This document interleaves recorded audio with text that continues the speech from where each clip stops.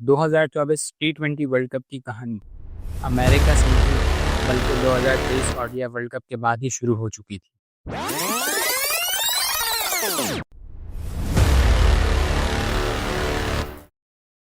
2023 Odia world cup के बाद सिर्फ रिजल्ट्स का प्रेशर नहीं था, बल्कि पाकिस्तान क्रिकेट के अंदर एक नया पॉलिटिकल और लीडरशिप तूफान भी शुरू हो चुका था।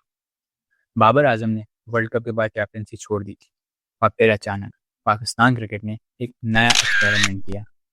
शाहीन आफरीदी को टी20 कैप्टन बना दिया गया। एक यंग लीडर, एक फास्ट बॉलर और एक नई डायरेक्शन का फैसला किया। शाहीन आफरीदी की कैप्टनसी का पहला टेस्ट न्यूजीलैंड के खिलाफ टी20 सीरीज थी, लेकिन यह सफर एक नाइटमेयर बन गया। पाकिस्तान 5 मैचों की सीरीज 4-1 से हार गया। टीवी बैटर्स ने पाकिस्तान की बॉलिंग अटैक को हर मैच में प्रेशर में रखा और बॉलर्स रन रोकने में नाकाम रहे। इस मुश्किल वक्त में सिर्फ एक नाम बार बार सामने आया, बाबर आजम। बाबर ने 3 कंसेक्यूटिव 50 स्कोर की, लेकिन दूसरी तरफ से सपोर्ट ना मिलने की वजह से वो अकेला लड़ता रह गया। और हैरानी की बात ये थी कि खुद शाहीन आफरीदी भी उस सीरीज में एक बॉलर के तौर पे बुरी तरह फेल हुआ, जिसने पाकिस्तान के बॉलिंग क्राइसिस को और ज़्यादा एक्सपोज कर दिया। लेकिन यह एक्सपेरिमेंट ज़्यादा दिन चल नहीं सका। सिर्फ कुछ सीरीज के बाद ही सिलेक्शन कमेटी और मैनेजमेंट के दरमियान डिस एग्रीमेंट सामने आने लगे। रिपोर्ट्स के मुताबिक डिसीजन मेकिंग क्लियर नहीं थी और ड्रेसिंग रूम का एनवायरनमेंट स्टेबल नहीं हो पा रहा था। और फिर एक ट्विस्ट आया। शाहीन आफरीदी को कैप्टनसी से हटा दिया गया और बाबर आजम को दोबारा टी20 और ओडीआई का कैप्टन बना दिया गया। ये वो मोमेंट था जब पाकिस्तान क्रिकेट के फैंस भी कंफ्यूज होने लगे।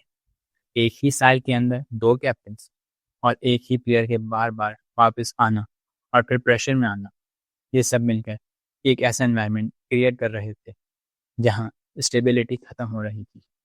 और इसी इंस्टेबिलिटी के बीच पाकिस्तान का अगला बड़ा स्टेज आने वाला था, 2024 टी20 वर्ल्ड।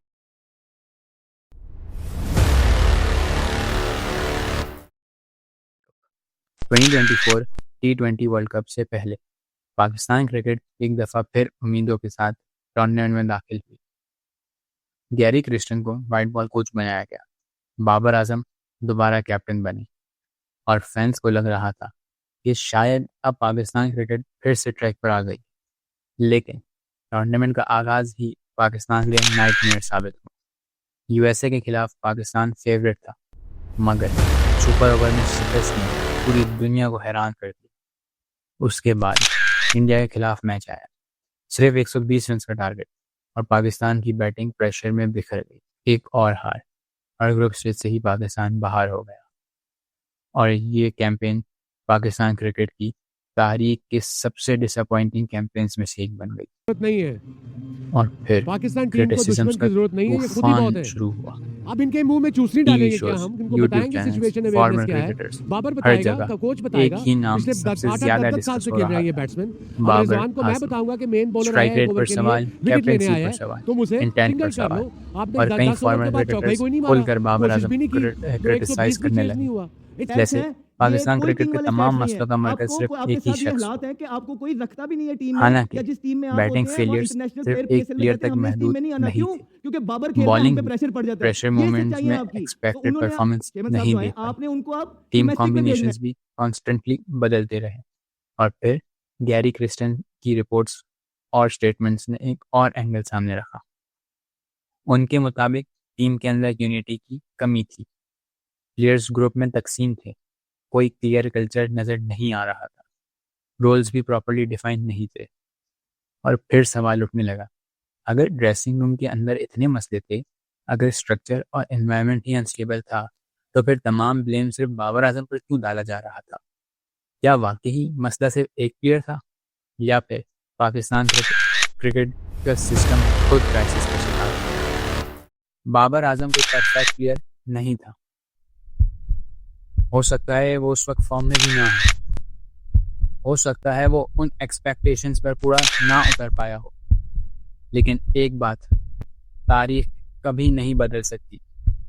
जब पाकिस्तान को रन्स चाहिए होते थे तो इसी बाबर आजम पर भरोसा किया जाता था, और जब पाकिस्तान हारता था तो सबसे पहले इसी बाबर आजम पर तनकीद की जाती थी।